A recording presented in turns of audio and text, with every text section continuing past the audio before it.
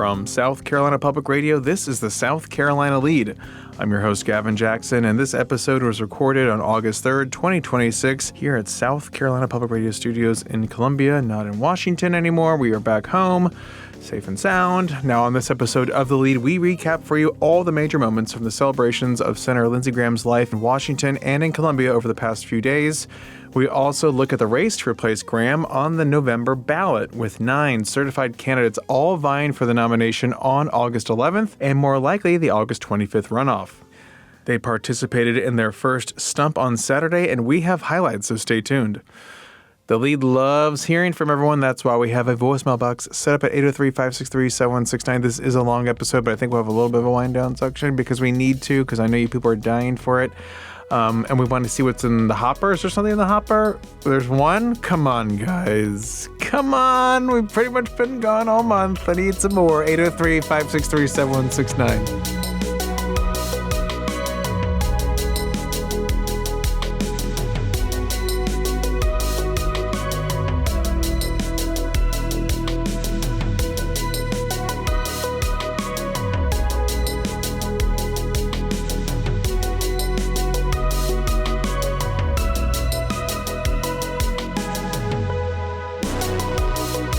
All right, let's look at what's on tap this week briefly. The House and the Senate will return to the State House on August 11th. Get that budget passed. Up in Congress, the House is out, and this is the Senate's final week ahead of its August recess. On the economic calendar on Friday, we'll get July unemployment numbers. And last week, we got the first look at the second quarter GDP data, which came in at 1.5% growth for the quarter, which was slightly below estimates and the 2.1% rate of the first quarter. But to our main story, we do our final look back at the life and legacy of the late Senator Lindsey Graham. And so, like I said, we were back from Washington, but since we didn't have shows last week, I want to revisit several big moments from the services held last week in honor of the late senator, who died on July 11th, 2 days after turning 71. So as you know, I got to Washington on July 21st, and on the 22nd was Senator Tim Scott's 16th annual prayer breakfast. And usually, annual event, everyone turns out from the delegation to participate.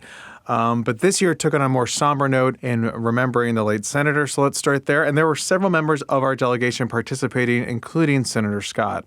One of the lessons I learned from Lindsey early on was that people who disagree with you vehemently, even on the other side of the aisle, are not your enemies. They are your opponents. In this hyper-polarized world that we're living in, it is so easy for us to make the decision that because you don't agree with me, you are my enemy. Lindsey never practiced that. Lindsey built a bridge from the Republican side of the aisle to the Democrat side of the aisle because he believed that there were good people on both sides of the aisle. He just happened to be right. I like that concept, by the way, because I believe that the other thing that Lindsey taught me was that you should hold on to your convictions even if it costs you. And I remember looking at Lindsey's poll numbers in his reelection. I said, Lindsey, your poll numbers would be significantly higher if you just spent a little time talking about affordability. Several others shared stories, including 4th District Congressman William Timmons, who was very close with Graham. I did not know that until I heard his stories. And he golfed with the senator and also traveled with him on congressional delegations, or CODELs, to places around the world. And he got to learn firsthand from Graham, who he called his mentor. The happiest I have ever seen him in my life was the day, it was just the two of us playing, and it's a 510-yard par 5, 9th hole at Cliffs at Mountain Park. He hit this drive, and it was really dry that day. It wasn't a very good drive, but the ball just kept going. And he probably it had to be every bit of 260 yards in. And he does not have a 260-yard shot. And he hit his 3-wood, and it hit the back of the sand trap, and it shot out. It probably hit a sprinkler head cover, but I couldn't see it. But he goes, William, I think that went in. And I was like, it didn't go in. There's no way. We go up there. Sure enough, the ball went in. So hole in one, for an amateur golfer, there's a 1 in 13,000 chance. A 2 on a par 5, also a double eagle albatross, is a 1 in 6 million chance. So, I mean, it's most professional golfers don't have twos on a par 5. So, if the happiest I ever saw him was when he got a 2 on a par 5, the second happiest I ever saw him was the 500 times I had to listen to him tell that story. And I reminded him often that I was the only person that saw him do it. So he better be nice to me.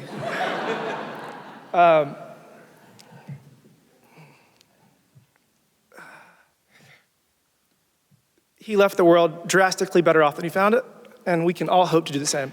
Double eagle. That's right. One thing to remember about the senator there. Now, Darlene Graham, Lindsey's younger sister, who was appointed by Governor Henry McMaster to serve out the remainder of his term, but is now also running for the nomination. Well, she was also in attendance and sat at the delegation's table between two of her opponents, 5th District Congressman Ralph Norman and 7th District Congressman Russell Fry. Of course, it was a cordial event. Everyone was talking about the late senator. But Graham gave very brief remarks as part of the few that she has been publicly making outside of media interviews with Fox News hosts. So she was thankful for the stories and for the people who worked with the senator. A dear friend of Lindsey's shared with me last night that she had been speaking with Lindsey a lot lately, and that he had been talking about how he had been down on his knees by his bed praying. So I don't know what he saw coming, but that gave me such peace to know, because I know right now my brother's in heaven, and I know one day I will see him, and I can't wait for that day. But until then, I can tell you this: Lindsey was the hardest working person I know, and I'm not just saying that because he was my brother. He worked all the time. Obviously, he never slept to personally touch as many people as he did. How did he do that? I don't know. But he loved working for the people of South Carolina. He loved serving this country. I cannot even put it into words. And I promise you right now, if it is God's will, with God's help, by the grace of God, I am going to work as hard as I can to carry on his legacy and to help the people of South Carolina and to work for this country. So that I can promise you. So thank you. July 28th was the first full day of services celebrating Graham, and his casket briefly laid in state in the Capitol Rotunda during a service that acknowledged his 31 years in Congress. It was split between the House and the Senate. House Majority Leader John Thune spoke and at times was choked up over the sudden loss of his friend. It's difficult to believe that we're here today to say a final farewell to Lindsey as he leaves the Capitol for the last time. My heart is heavy. I feel his absence every day, and I know so many of my colleagues do as well. Senators on both sides of the aisle counted him as a friend. And Republicans and Democrats alike, including the Democrat leader, are here to say farewell. Lindsey was a towering figure here in the Senate and on the international stage. His leadership on national security and on our national defense is well known. I traveled with Lindsey all over the world as part of congressional delegations, and I saw firsthand just how much he was respected by our allies and just how well he was able to connect with foreign leaders around the globe. Vice President J.D. Vance spoke following Thune, and he recounted Graham helping him out on the campaign trail during his Senate run and at times disagreeing with him. So I choose to remember Lindsey Graham as a man who could disagree with you without being disagreeable. I choose to remember Lindsey Graham as a person who could fight with you on one issue, but fight for you on another issue. I remember Lindsey Graham as a man who loved people. And because he loved people, he was willing to reason with them, to respect them, and ultimately to persuade them. May God comfort all of those who loved Lindsey Graham, particularly his beautiful family. And may God rest the soul of Senator Lindsey Graham, a true American original. Graham's remains were then transported through Washington to the National Cathedral, where world leaders like Ukrainian President Volodymyr Zelensky and Israel Prime Minister Benjamin Netanyahu, as well as Finland President Alexander Stubb, who went to Furman University and was on the golf team, were all in attendance. There was a good bit of the cabinet there, as well as Trump, Vance, some military brass, family, and of course friends and some lawmakers. I saw Senate Majority Leader Shane Massey and Senator Sean Bennett, as well as former Senator Henry Gustafson. And outgoing state lawmakers, Representatives Bill Taylor and Luke Rankin, were also in attendance. But President Trump was one of 3 people who eulogized Graham. Today we gather in the deepest gratitude and profoundest sorrow to honor a beloved friend, a devoted brother, a respected statesman, a giant of the United States Senate, and a true American original who left us much too soon. And that can only be the one and only Lindsey Graham. By the strength of his steadfast convictions, the force of his magnetic personality, and the goodness of his noble soul, Lindsey rose from a small town in rural South Carolina, a place he loved so much, to become a constant fixture of American politics at the highest level, and a force to be reckoned with all over the world. For more than 30 years, nothing of consequence happened in this Capitol without Lindsey Graham knowing about it. Nothing of significance happened anywhere in the world without Lindsey Graham having a view on it. And no bill became law in the most exceptional republic in human history without Lindsey Graham having a say in it. He was a man who gave America the full measure of his good and mighty heart until that heart itself just gave out. But even though Lindsey's life was cut short while he was still so full of vim and vigor, there can be no doubt that he lived absolutely to the fullest. He died doing the work he was born to do. He was truly a great politician, serving the country he loved to serve so deeply. He went out at the peak of his career and the top of his game as a legend that every one of us, many of us here today, are blessed to know him, and a friend that none of us will ever forget. There was truly nobody like Lindsey Graham. Graham's casket was escorted out of the National Cathedral by a military honor guard to Aaron Copland's fanfare for the common man.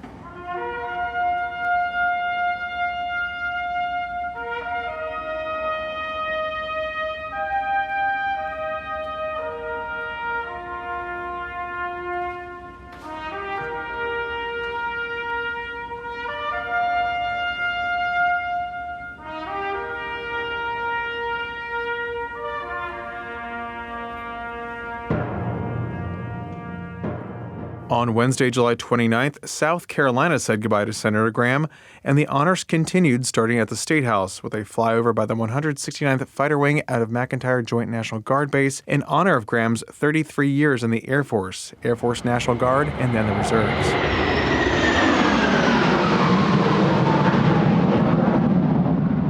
The 4 F-16s were flying in unison over the State House before one of the jets peeled off and flew skyward in the missing man formation, which is a classic military honor there. Now, the flag-draped casket carrying his remains was then transported by a horse-drawn caisson down Main Street to First Baptist Church for his final service. Governor Henry McMaster, Senator Tim Scott, and former Congressman Trey Gowdy all spoke. Here's the governor. I once said of somebody, he said, the boy is either going somewhere, getting back, or going again. And that's Lindsey. We may ask ourselves at times like this, where will I be when I get where I'm going? We never know. We never know how any particular event might influence the next event and the next and the next. You'll remember comedians Dan Rowan and Dick Martin hilariously joked on their TV show Laugh-In about the fickle finger of fate. Lindsey felt that finger of fate. As the first in his family to attend college, soon to lose his mother at 20 years old, then his father 15 years later, with his little sister Darlene at 13. becoming his responsibility. Lindsey Graham would have been the last person on earth to imagine that he would graduate from law school, be elected to the United States Senate, travel the world in service of his great country, earn the respect and confidence of world leaders, and become the ally, friend, and even golfing partner of the President of the United States. But he did it all, and he did it with his sense of humor, humility, and integrity intact the whole time. Former 4th District Congressman Trey Gowdy gave one of the most moving eulogies I've ever heard, and he brought a lot of the laughter that I was expecting to hear from more of those Graham stories of the past, but Gowdy would also take you right up to tears in his sadness for the loss of his friend. He started off by talking about how they first met. You know, our friendship began the way all really beautiful, powerful friendships began. He endorsed my opponent when I ran for Congress the first time. I'm not kidding. I wish I was. You know, a lot of politicians, they joke. They say, I'll do whatever helps you more. I'll endorse you or I'll endorse your opponent. Lindsey wasn't joking. He endorsed my opponent. After we narrowly eked out a victory and my wife is picking the confetti out of my pomade on election night, the very first phone call I got was from Lindsey Graham. He said, I will be the best friend that you have in Washington, D.C. And I'll be doggone, then Congressman Scott, if he was not. He helped us with committee assignments. He helped us navigate the waters of Washington.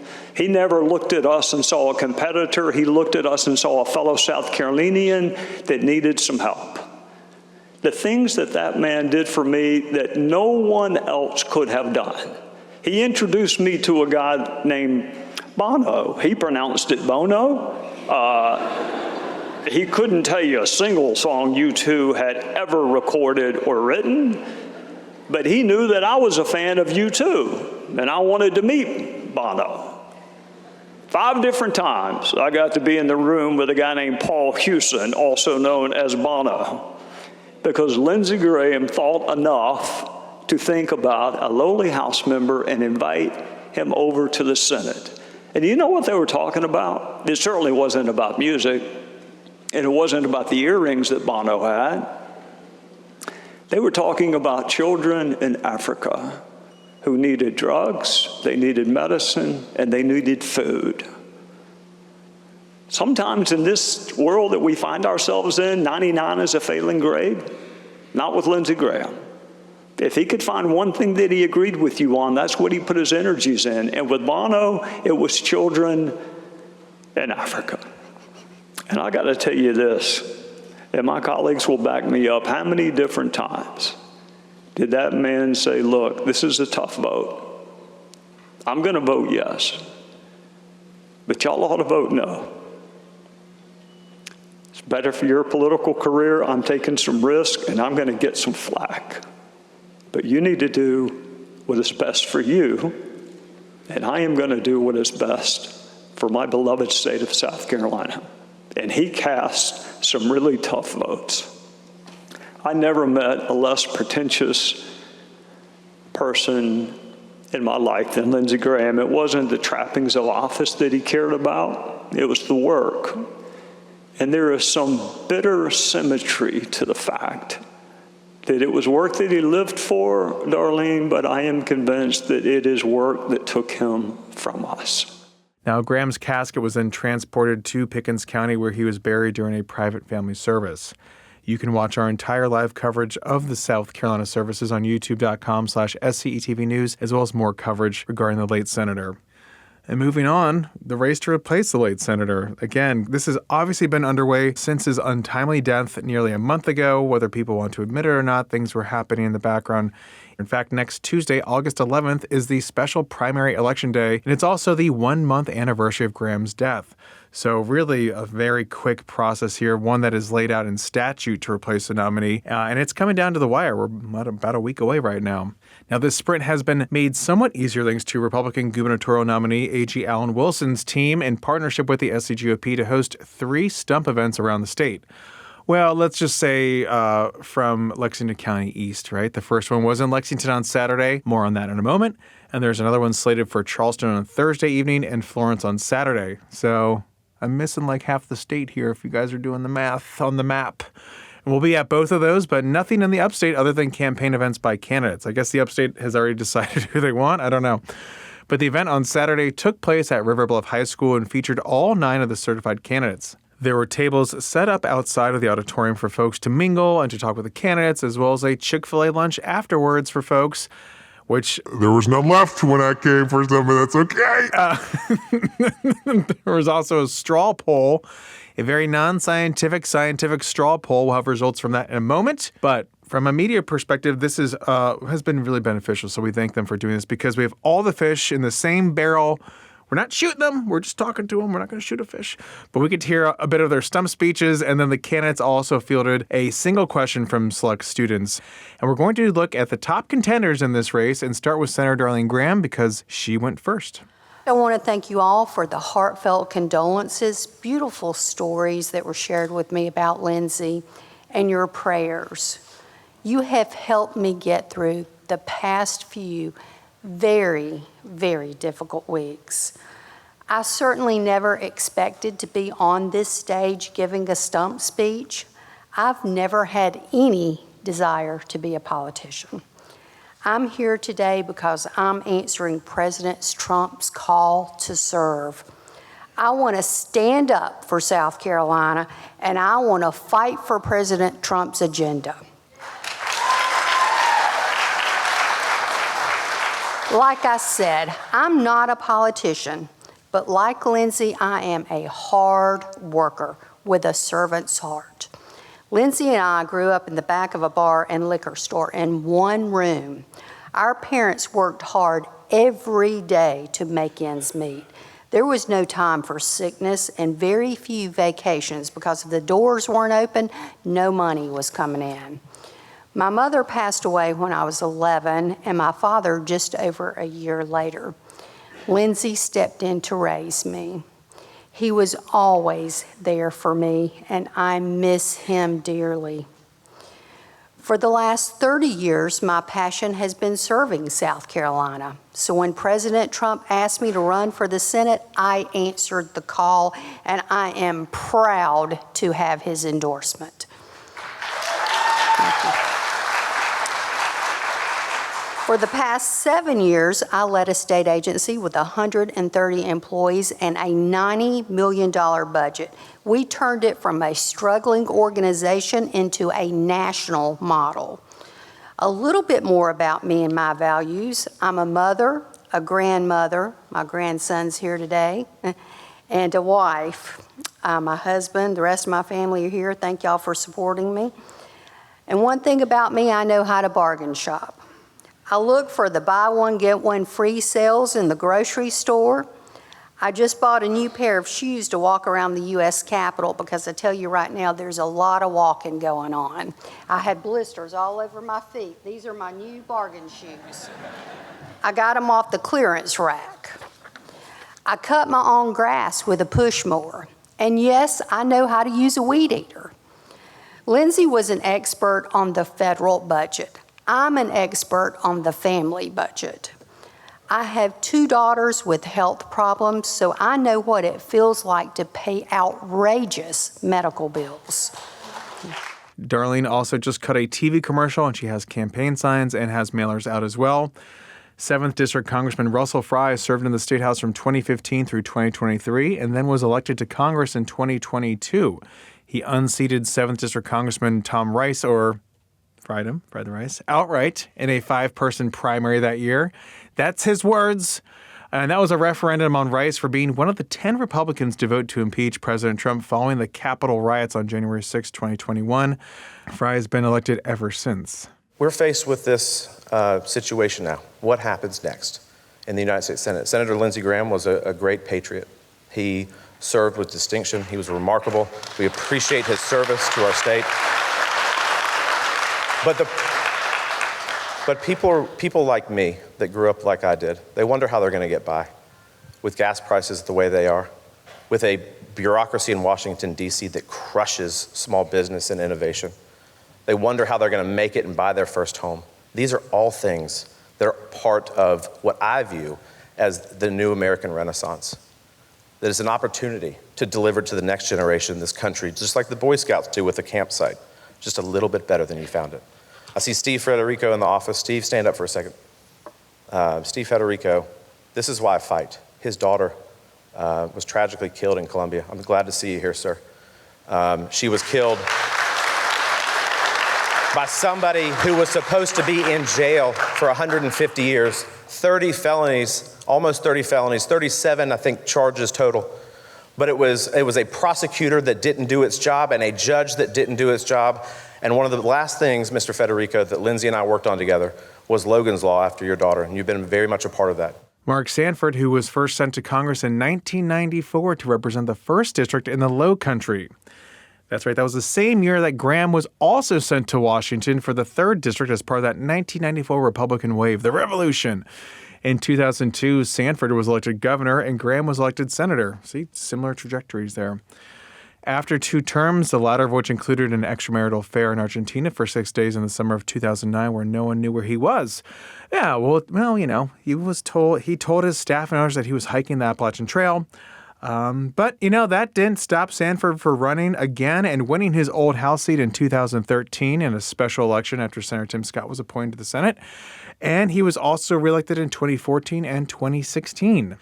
But he was narrowly defeated by State Representative Katie Arrington in a 2018 primary. You might remember that because Arrington went on to lose to Democrat Joe Cunningham by 1.4 points. Sanford also briefly taught in Chicago, then he also briefly ran for president in 2019 and is now running a logistics company. He also briefly jumped in that crowded SCO1 race this spring but dropped out before the primary, but that didn't stop him from coming in 4th. So he's got that support out there. And now the Love Gov is back and was on the stump on Saturday. I love to talk about numbers because I started in finance and all that sort of thing. But really, the sum total, the focus of our campaign is not about numbers, though I love to talk about debt, deficit, and government spending. It is about something real simple, and that is, how do you afford the American dream? How do we sustain the American dream? I mean, I think that ultimately that's what this race is about, because if you look at the numbers, you know, the average age of home purchase these days is 59 years of age. Did you know that 15 years ago, it was 39 years of age? I mean, literally, in just 15 years, it slid back 20 years. And what's that mean for my team, my workers, I mean, our team? It means for many of them, the American dream is sliding backwards. It's a goalpost that's moving. And so at the end of the day, I have gotten into this race because of those drivers that work as a part of my team in the logistics business. I've gotten into this race because of our 4 boys. Some of you all don't know this. I've gotten in this race because 7 weeks ago I became a grandfather, our little fella. And just for all of you all, because we share this value system of saying, wait a minute, conservatism is based on less government. Let's actually make that happen in Washington, D.C. Now, per the FEC, Sanford had $1.3 million on hand in his congressional account as of July 22nd. Now, he doesn't have campaign signs other than a DIY spray-painted one that I saw, but I have received a Sanford mailer, so I think there's going to be a fight in the mailbox, folks. Now, 5th District Congressman Ralph Norman is fresh off of a statewide race for governor, you remember him, in which he placed 3rd in early June, and he's been up on TV and has radio ads as well. His message isn't too terribly different from the governor's race that he lost, but he's again receiving the support from House Freedom Caucus members here in the state and in Congress. Folks, I'm going to Washington to not fit in with Washington, as I have never done anyway. The Senate is the graveyard for good bills. I can't tell you the bills that we have passed that have become either watered down or not existent. I talked to a senator at Lindsey Graham's funeral, which was, by the way, a tremendous tribute to Senator Graham. But I talked to a senator, I said, y'all are not, you're in session. They said, yeah. I said, what are you doing? Nothing. I said, folks, and I told him, that's the problem we have. I will go to the Senate, I know how it works in the House. I will go to the Senate, and the Save America Act, which is nothing more than knowing that you're an American citizen to vote for your representative. I will do whatever it takes to get that. That's top priority. If it means blowing the filibuster up, which, as President Trump says, they're going to do it anyway if they get back in power. Folks, we cannot let that happen.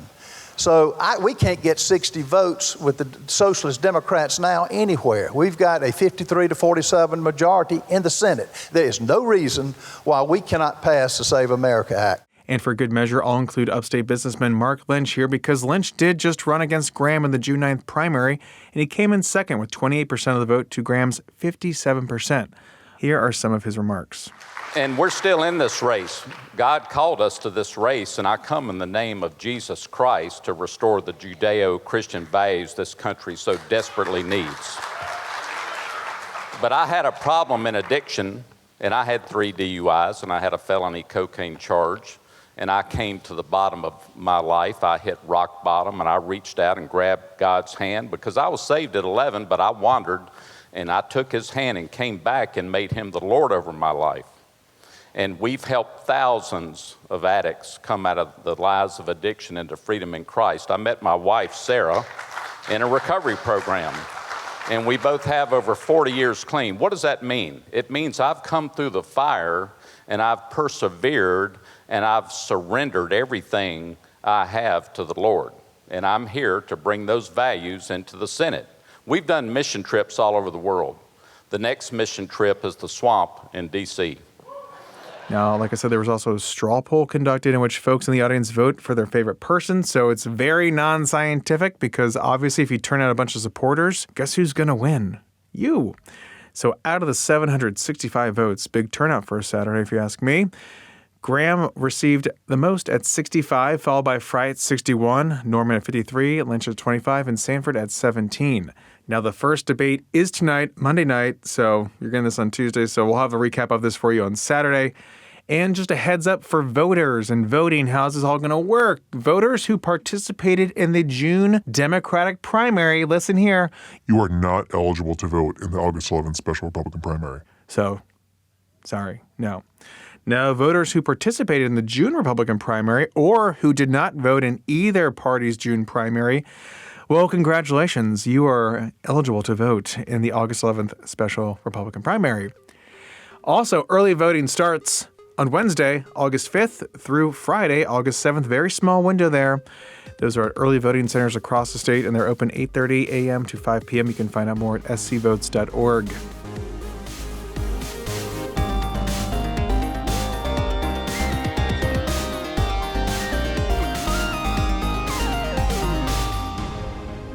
Welcome to the Wind Down section, our little break from the news. We're glad you're here along with A.T. Shire, lead podcast producer, fresh from vacation. A.T., good to see you. Fresh off the vacation. I went to the farthest out banks, the Outer Banks. The Outer Banks. Yeah, OBX, bro. OBX, Ocean Beach 10. Have I ever told you that? Now you're a part of it, man. You get it. Anyway, Gavin, we do have a call if you want. We got this one call over this whole time that you've had me locked up in a cage somewhere, probably. Yeah, I don't know. OBX. Everyone wonders, where's AT? Where is he? He's on vacation. Hashtag justice for AT. He's fine. Gavin, here we go. Here's our call. Hi, this is Eunice Laymacher. I live in Clemson, South Carolina. I'm sorry it's been a while since I've called in, and I just wanted to say thanks for your pod on the 22nd about Lindsey Graham. I love your show mostly because you give sort of longer interviews and let us hear more than just the soundbite. And it was just so heartening to hear Senator Graham talk about working with the other side and how we can make change by working together in this time of such partisan disagreement. It's great to hear leaders talking about how working together is the only way to make change. And I'm in favor of that myself, and I know many of your listeners are. So once again, thanks for the podcast. I'm staying cool because my air conditioner is working, and concerned, of course, about the warming climate and how we can make a change on that. So I hope that we can find a way to work together with all sides to save the plants, animals, and people that live on this beautiful planet. Thanks. Bye-bye. Eunice, thank you for calling. No worries about having not called us in a while. It's okay. You're doing your part. And we had noticed, Eunice, okay? But you're back in good standing. I always know. And I appreciate you appreciating the longer audio cuts, too. We like that as well. We appreciate your appreciation. Absolutely. That's what we're here to appreciate. Yeah. In the warming climate, speaking of that, my brother who's out in Spokane, Washington. It's getting real hot. It's getting very hot because of the wildfires that are destroying that area. And he's good for right now. So far, so good for right now for Colin. He's hanging in there. I'm definitely texting my brother every day, like, so how's it going? Like, he has like a map because they have an app that shows you where everything's happening. I'm like, Jesus, Colin. Yeah. Just moved from Texas where like they're running out of water. Yeah. To, I don't know. I thought like the Pacific Northwest wasn't rainy. Too bad. Yeah, like where's the rain? Famously rainy. Apparently right? it's a high desert. Sucks. Yeah. And meanwhile, we can't get enough rain in South Carolina. Apparently, like it's high desert. And we need it. We need the rain. As a dad, now whenever it rains, I'm obligated to look out the window and go, man, we needed this. We really did. We got so much over the past couple of days. I'm like, okay, enough. Okay. Hey, enough. Anyway, Gavin, speaking of moving and traveling and stuff, we haven't been able to talk about you being in Europe. I know. I don't even know if we have enough time to talk about it. Gavin, how unwilling to go there. He's unwilling to go there. It's a chapter in my life that's been closed now. That was so last month when last month was an attorney. We didn't really talk too much about NPR, right? Like we didn't do any wind downs, right? No. Yeah, I will just say that I had a fantastic experience. Obviously under Who'd you meet, Gavin? Who'd you meet? Sad auspices. Clouds. Sad clouds. The rain. Yeah. But I was like, I went up there because we have like contact with our NPR folks and Sure. like, you're being shown around. I'm wearing a tie because I was just on Capitol Hill, like suit pants, and like everyone's like very casual. I look like an outside consultant. No, just keep doing your jobs, guys. We're not even looking about downsizing. Just measuring things, just taking notes. Yeah, but this could be a data center. This could be a data center. This could all just be a data center. They have a great setup. You met Lakshmi Singh. Lakshmi Singh. Yeah. Wow. I got to watch her do. So they were just about to announce like that Saudi Arabia nuclear deal that's now since fallen apart. Yeah. Wall Street Journal first reported it. Then they finally got it confirmed, like right before they did the 4:00 news, which they do live, as you hear. Of course. And so they're Eddie on the fly, and like I'm in the producer's booth because they're like, "You want to watch us?" Like, of course I do. Yeah, of course I do. Yeah. And she's just like, you have to hit it like at the 4-minute mark. They have to be hard out. Yeah, and they're pros. And she's editing this on the fly, and everything else is already kind of timed out. I'm like, how is she gonna know how much she did? I mean, of course she does it every day, all day. Like she knows her timing. Yeah. And you're staring at the clock, and sure enough, 4:00. I was like, damn, like. And then afterwards, she walks out and like, I understand as a hyper-local celebrity, sure, not a national celebrity. Yeah, you can relate, though. The people, and a lot of people are talking about this about Senator Graham, too, and I need to take this to heart. You gotta say hi to everybody. Yeah. But like, for her, I'm like, she just finished like her day. Like, it's like when we have like groups come through, I'm like, hey, okay, I'm trying to edit. Please, like, stop. please. Yeah. And the entire time I was up there, it's like the complete opposite of being in South Carolina. When I'm up there, I'm immediately telling people that I am from here. Yeah. So they know I'm not some hayseed, if that's not a offensive term. But no. I'm like, no, I grew up in Silver Spring. I think she was ready to write me off and probably still did, but she was like, okay, at least this kid knows A from B. Well, but you should have told all the news break people to stop starting all their news breaks like this. I hate their massive breathe-ins. I'm Jack Lepiar. You totally could have told me because I was telling people, because I went to the morning edition desk and I was like, how do you guys make this show work? Yeah, like, because every time I'm on the phone with them, like, first of all, like you pre-write with them the night before on a script, and then it gets like changed in like 3:00 in the morning, and then Steve Inskeep's like, "Yeah, I got a follow-up question." I'm like, "Steve, we didn't talk about a follow-up question here," and they're like, "Oh, you got Inskeeped." I was like, "So there's a term for Correct. it." Yeah. I did see Nina Thunberg walking around. I did meet some other people. Nina's the best.